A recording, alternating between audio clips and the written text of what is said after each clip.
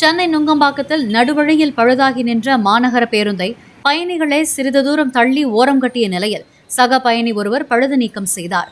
அம்பத்தூரிலிருந்து தியாகராய நகர் சென்று கொண்டிருந்த 147C வழித்தட பேருந்து கல்லூரி சாலையில் பழுதாகி நின்றது. பழுது நீக்க ஊழியர்கள் வர தாமதமானதால் பயணி ஒருவரை பழுதை நீக்கிய பிறகு பேருந்து புறப்பட்டுச் சென்றது.